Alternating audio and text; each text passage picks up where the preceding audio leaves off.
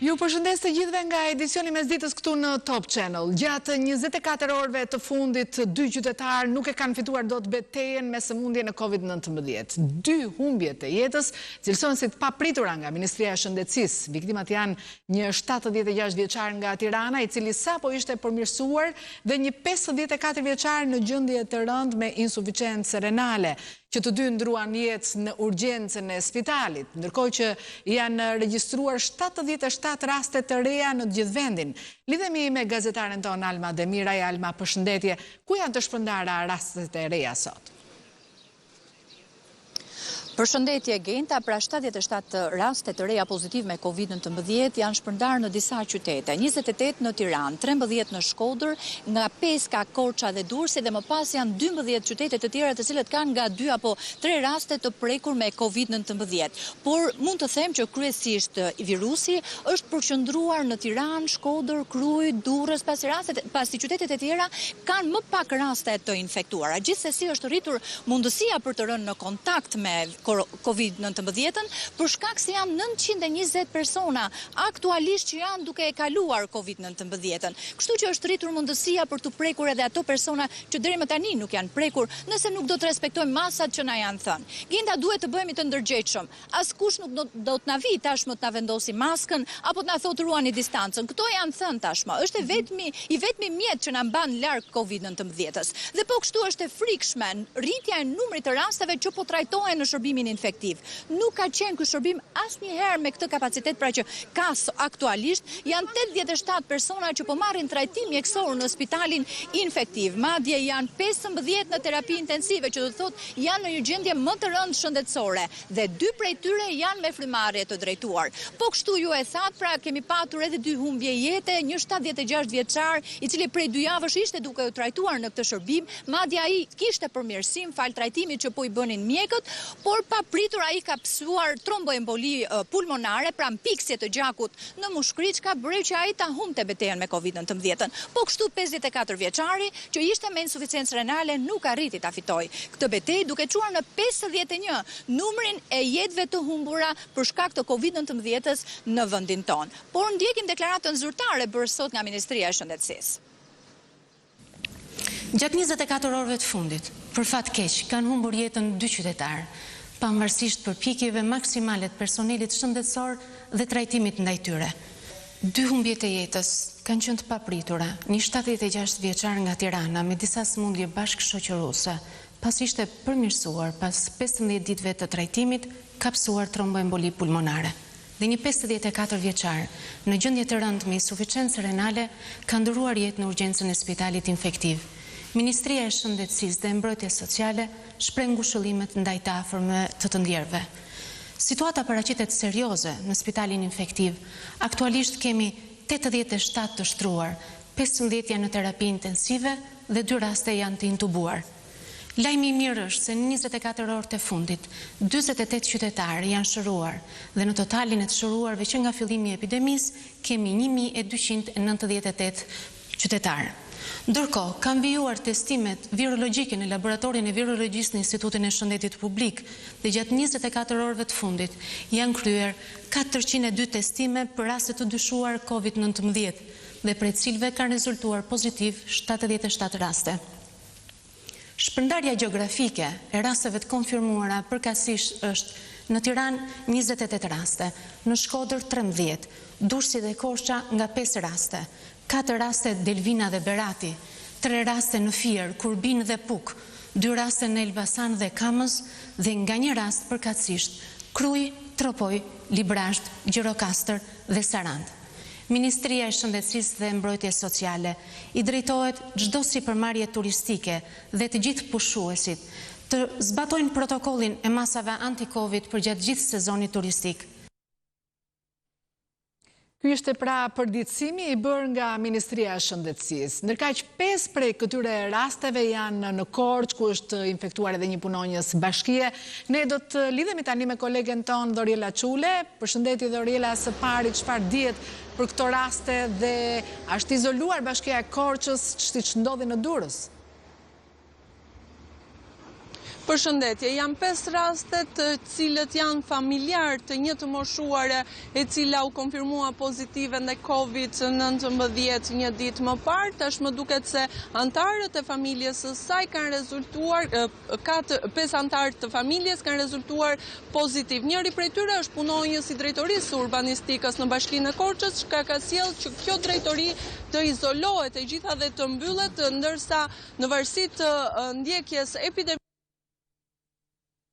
shihet më tej edhe marrja e masave të tjera. Sipas informacioneve që unë kam marrë, të 5 personat të cilët janë konfirmuar pozitiv janë në gjendje të mirë shëndetësore dhe janë izoluar në banesat e tyre, ndërsa do të shihet në vijimsi situata. Janë në fakt mbi 8 punonjës të drejtorisë urbanistikës në Bashkinë e Korçës, të cilët si pasojë e konfirmimit të një prej kolegëve të tyre pozitiv në COVID-19 janë mbyllur edhe ata janë karantinuar në banesat e tyre. Dorila, në këto momenti që flasim, ti tani ndodhesh në pikën kufitare të Qaftanës, ku pas 4 muajsh hapet sot kufiri mes Shqipërisë dhe Maqedonisë së Veriut. A ka lëvizje aty tani? Është hapur në fakt kufiri jo vetëm në pikën e kalimit kufitar të Qaftanës, por edhe në Goricet ushemisht janë 3 pika kufitare me Maqedoninë e Veriut dhe lëvizja ka nisur prej disa orësh, por gjithsesi duhet të themi se situata është e qetë. Në fakt gjatë paraditës dhe orëve të para të mëngjesit nuk ka patur lëvizje të shtuar të mjeteve apo personave të cilët udhëtojnë si në hyrje dhe në dalje në këtë pikë kufitare, ndërsa tani duket disi e shtuar lëvizja, por gjithsesi janë lëvizje të pakta. Nga informacionet që unë kam marrë se i takon kontroleve apo rregullave që duhet zbatuar për të kaluar përmes kësaj pike kufitare, vetmja gjë që kërkohet është që udhëtarët të jenë të pajisur me maska dhe doreza në mjetet e vogla flasim, ndërsa sa i takon mjeteve më të mëdha me një numër më të madh udhëtarësh, sigurisht që respektohen edhe distancat. Gjithsesi nga të dyja palët, pra këto janë të vetmet kërkesa që duhet të përmbushin udhëtarët për të hyrë në drejtim të Maqedonisë së Veriut apo për të hyrë në drejtim të Shqipërisë. Dorila Çule, faleminderit për raportin tënd live nga Korça. Pritet sot vendimi në gjykatën e apelit për ish-ministrin e Brendshëm Sajmir Tahiri të dënuar për shpërdorim detyre. Lidhemi për detajet më teshme me Anila Hoxhën. Anila, seancat për zotin Tahiri janë shtyrë vazhdimisht. A do ta kemi sot një vendim lidhur me çështjen e tij? Genta, e sotmja është një ditë vendimtare për ish-ministrin e Brendshëm Sajmir Tahiri, pasi gjykata e posaçme e apelit do të shprehet sot me vendim të formës së prerë për çështjen e Sajmir Tahirit dhe ish-drejtorit të policisë së Vlorës Jair Çela. Sikurse thon burime të sigurta të Top Channel, trupa gjyqësore e përbërë nga 3 antarë dhe konkretisht nga Nertina Kosova e gjithashtu Dimitër Lara dhe Albana Boksi gjenden në zyrë, ndërkohë që sikurse u njoftua gjatë javës vendimi do të shpallet në orën 13, ndërsa ky vendim do të jetë sërish me dyert të mbyllura për shkak të masave anti-Covid. Të vetmi që do të jenë pranishëm janë palët e konkretisht 2 prokurorët e posaçëm të SPAK që janë të shkallës së parë e gjithashtu edhe të shkallës së dytë, prokurorët Dritan Premçi dhe Vladimir Mara. Pritet nga momenti në moment të mbërri dhe ish-ministri i Brendshëm Sajmir Tahiri, që natyrisht do të jetë sërish në shoqërinë e avokatit të tij mbrojtës, i cili e ka shoqëruar shpesh gjatë 2 viteve të fundit në këto ambiente ku shpesh Sajmir Tahiri ka qenë i pranishëm jo vetëm në seanca, por gjithashtu edhe gjatë procesit hetimor kur u thërrit nga ish prokurorët e krimeve të rënda. Në fakt, javën e kaluar, vendimarrja e gjykatës së posaçme të apelit u shty pasi u riformua sërish trupa gjyqësore për shkak të përjashtimit nga vettingu të gjyqtares Nure Dreni, e cila ishte një nga 3 gjyqtaret e zgjedhura me short dhe që shqyrtonte në shkallën e dytë çështjen Tahiri dhe Jair Çela. Menjëherë u krye zëvendësimi i Nure Drenit me gjyqtarin Dimitër Lara, i cili u konsiderua i pakonsumuar në seancën e kaluar. Gjithashtu u bë edhe prezantimi i këtij gjyqtari dhe u mor deklarata se nuk kishte asnjë papajtueshmëri me këtë gjyqtar, e për këtë shkak ky vendim u shty.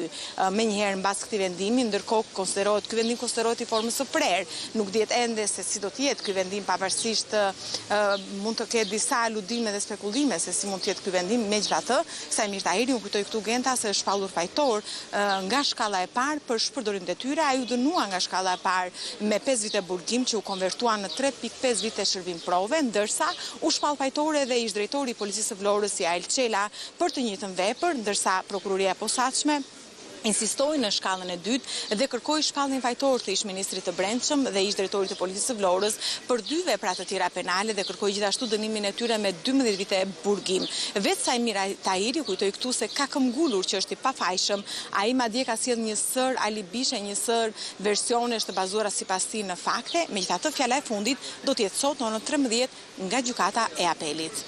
Po, Genta. Faleminderit Anila Hoxha për raportin tënd nga gjykata e apelit për vendimin final lidhur me ish-ministrin e Brendshëm Sajmir Tahiri.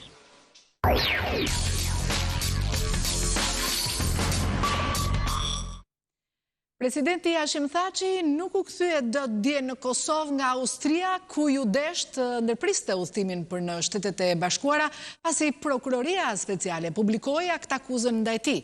Aeroporti Adem Jashari në Prishtinë është i mbyllur për shkak të pandemisë, ndaj nuk ka informacion për mbërritjen e Thaçit atje. Udhtimi i presidentit Hashim Thaçi paralajmëruar se do të realizohet gjatë së enjtës nga Vjena drejt Prishtinës nuk është realizuar. Burimet të Top Channel brenda presidencës kanë bërë me dije se ky udhtim nuk do të realizohet as gjatë orëve të vona të së enjtës, por në ditët në vijim duke mos dhënë më tepër detaje. Si rrjedhoi takimi i së shtunës i 27 qershorit për fillimin e dialogut Kosovë-Serbi është anuluar. Kryeministri Abdullah Hoti me të marrë lajmin se është ngritur aktakuzë ndaj presidentit Hashim Thaçi dhe kryetarit të PDK-s Kadri Veseli, ka vendosur që të anuloj këtë udhtim drejt Washingtonit në arsyetimin se duhet të merret me situatën e re të krijuar në Kosovë. Ky vendim i kryeministrit Hoti është mirë kuptuar nga ana e të dërguarit të posaçëm të shtëpisë së bardhë Richard Grenell, i cili ka thënë se kupton tërësisht kryeministrin Hoti dhe se pranë që së shpejti të caktojnë një takim tjetër për të rifilluar dialogun me Serbinë. Mirë po, pjesë e këtij delegacioni pritet të mos jetë më presidenti Hashim Thaçi, ndaj të cilit është ngritur aktakuzë, megjithse ende e pa konfirmuar nga ana e gjyqtarëve të gjykatës speciale. Anulimi në udhtimi drejt Washingtonit e ka konfirmuar edhe pala serbe, ku zyra e presidentit serb Aleksandar Vučić në një prononcim për mediat serbe kanë shkruar se Grenell e ka anuluar këtë takim pas konsultimeve me presidentin serb Aleksandar Vučić. Alberta Ashani, Top Channel, Prishtinë. Nëse je pranë një vendi ngjarjeje, nëse je pranë një aksidenti, nëse sheh abuzim pushteti ose personi që shkel ligjin, ti raporto në Top Channel. Mund të dërgoni imazhe me pamje filmike në Viber dhe WhatsApp në numrin e newsroomit ton 069 31 31 311. Ti raporton. Lajmi tani je ti. Ministria e Arsimit kërkon nga Universiteti i Tiranës lëshimin e menjëhershëm të diplomave për studentët e Fakultetit të Ekonomisë. Studentët kanë shlyer të gjitha detyrimet dhe matrikulimi i tyre nga Qershor ka qenë konform ligjeve dhe akteve në fuqi. Kështu që nuk ka asnjë arsye për vonesat e shkaktuara nga Universiteti i Tiranës. Ministria e Arsimit nënvizon se e drejta e studentëve mbizotëron ndaj çdo mosmarrveshje të brendshme të universitetit që ka shkaktuar këtë vonesë të papranueshme në diplomimin e studentëve, thuhet në komunikat. Sipas ministrisë, nga ana e rektorit të Universitetit të Tiranës janë nënshkruar disa nga diplomat që numrat e matrikulimit të studentëve janë lëshuar me të njëjtën procedurë sikurse ajo e kundërshtuar nga rektori i universitetit, i cili është një veprim selektiv dhe në kundërshtim me kuadrin ligjor në fuqi. Një ditë më parë, në një intervistë për Top Channel, dekani i Fakultetit Ekonomik, Dori Kule, fajsoi rektorin e Universitetit të Tiranës për mosfirmosjen e diplomave të studentëve, të cilat sipas tij presin prej 7 muajsh.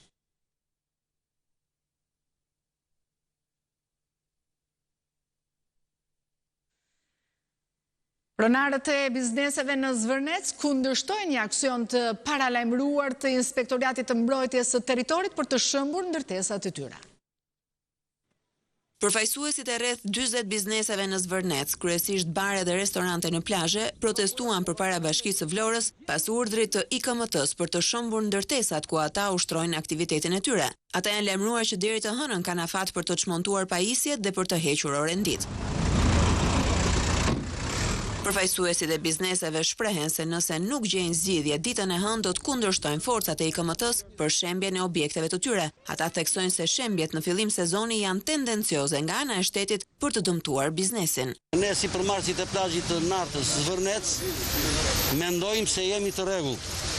Kemi kontrata nga Komuna Qendër në atë kohë dhe nga Bashkia sot të rregullta, kemi zbatuar të gjitha normat që janë në kontratë.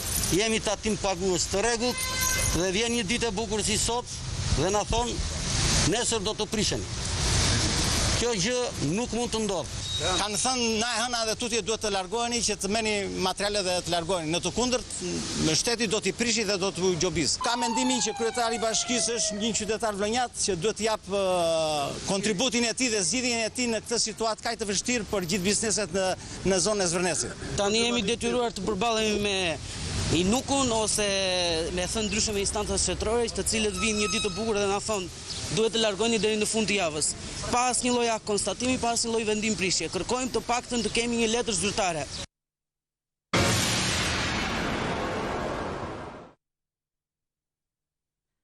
Fëmijët e kalojnë më lehtë COVID-19, hipotezat I vërteton tashmë një studim I ri.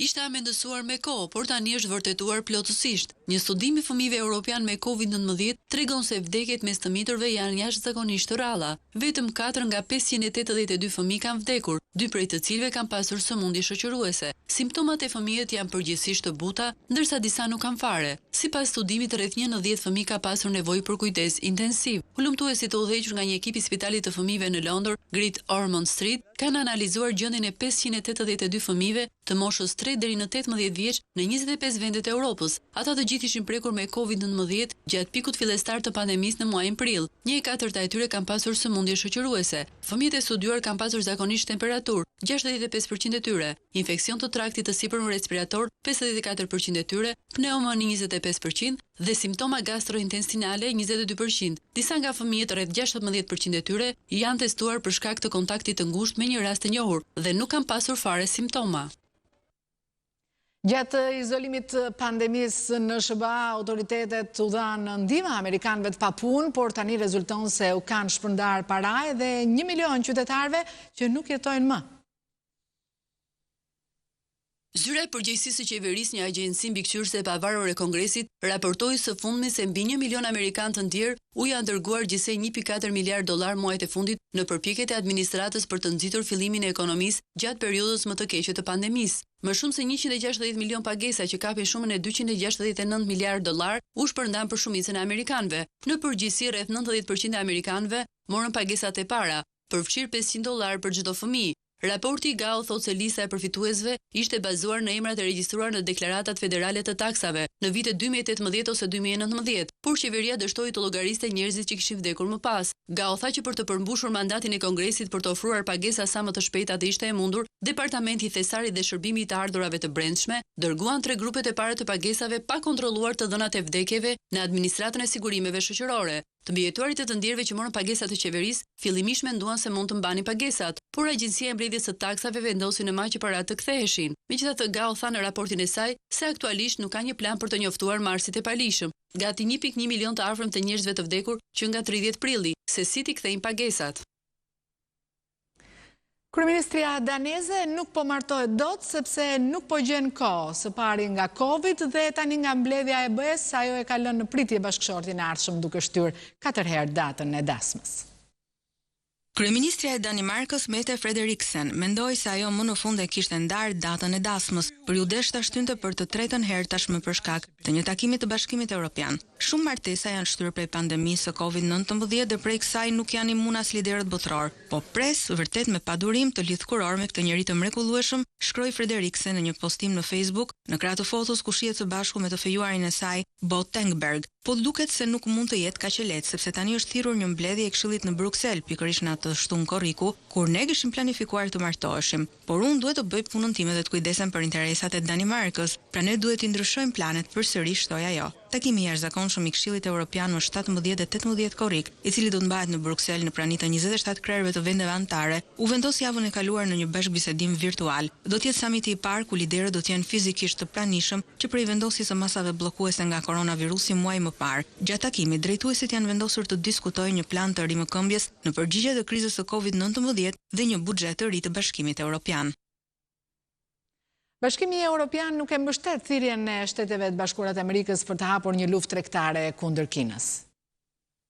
Sekretari Amerikan i Shtetit Mike Pompeo i bëri thirrje Shteteve të Bashkuara dhe Bashkimit Evropian që të kultivojnë një mirëkuptim të përbashkët për Kinën, në mënyrë që të krijojë një strategji efektive të rezistencës ndaj fuqisë në rritje ekonomike të Pekinit. Deklaratat e bëra gjatë një eventi të organizuar nga Fondi Gjerman Marshall erdhën ndërsa Pompeo njoftoi synimin e tij për të bashkuar me shefin e politikës së jashtme të Bashkimit Evropian Josep Borrell në Europë këtë muaj për diskutime në lidhje me Kinën. Përmes lidhjes në video, Pompeo theksoi natyrën dypalëshe të veprimeve, duke deklaruar se nuk janë Shtetet e Bashkuara që përballen me Kinën, është bota që përballet me Kinën. BE-ja ka shprehur më parë shqetësim për praktika tregtare që pretendon se janë grabitqare nga ana e Kinës dhe vjedhjen e pronës intelektuale, por ka treguar ndrojtje për të bashkuar me Washingtonin në një luftë tregtare. Në vend të kësaj, Brukseli është përpjekur të krijojë një rrugë të mesme duke lehtësuar marrëdhëniet tregtare, ndërsa ka hezituar të përshkallëzojë tensionin. Megjithatë, Bashkimi Evropian, që është bloku më i madh tregtar në botë, njoftohet se gjatë bisedimeve që zhvilloi me udhëheqjen kineze pak ditë më parë, i bëri presion Pekinit të përmirësojë përpjekjet e negociatave për një marrëveshje tregtare dhe të shtojë investimet në Bashkimin Evropian.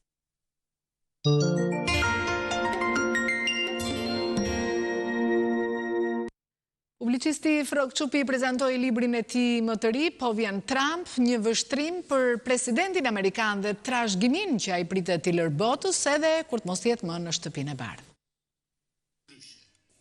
Publicisti Frog Qupi ka prezantuar në Elbasan librin e tij Po vjen Trump, një diskutim mbi figurën e presidentit amerikan. Ideologjinë e tij dhe marrëdhëniet me botën janë zhvilluar mes të ftuarve dhe intelektualëve të pranishëm. Por pse ishte ky personazh interesant për Frog Qupin dhe ç'lidhje ka Trump me Shqipërinë?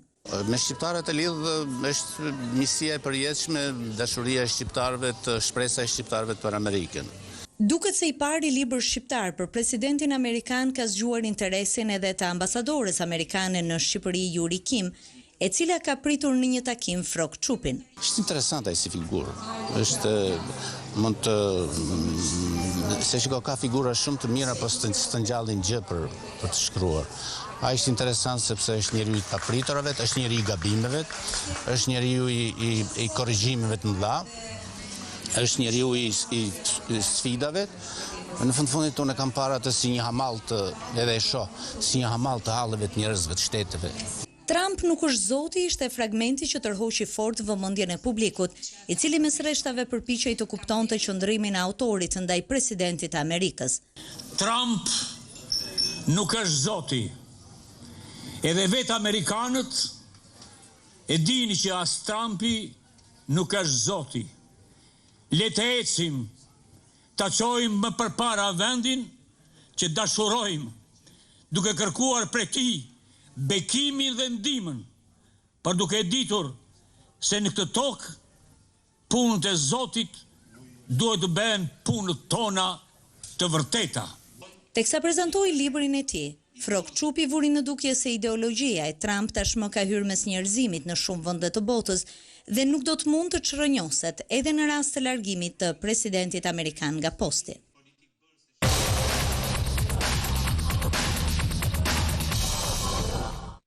Është hedhur sot shorti i Kupës së Shqipërisë për të përcaktuar sfidat gjysmë finaliste, për të mësuar se cilat janë ato. Lidhemi me gazetarin sportiv të Top Channel Endi Tufa. Endi, linja për ty.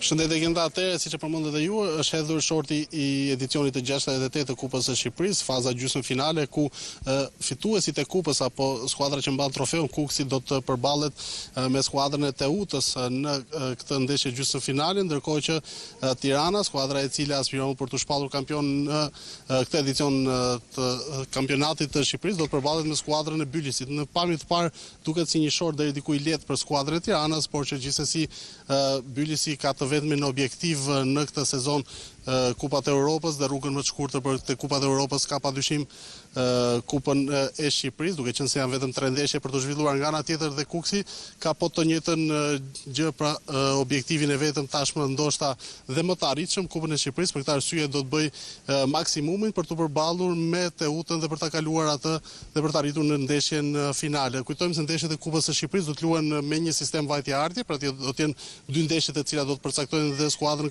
kualifikuese për finalen e këtij edicioni dhe do të zhvillohen nga data 2 korrik dhe 15 korrik ndeshje. Ndeshja e parë mes Kuksit dhe Teutës do të luhet në Elbasan Arena, më pas në 2 korrik dhe më 15 më pas do të zhvillohet në stadiumin Niko Dovana të qytetit të Durrësit, ndërkohë që Tirana do të luajë ndeshjen e parë në stadiumin e Bylisit Adush Muça dhe ndeshjen e kthimit më 15 korrik në Selman Stërmasi, ku do të përcaktohen dhe finalistja e edicionit të 68 të Kupës së Shqipërisë. Faleminderit Endi Tufa për raportin tënd.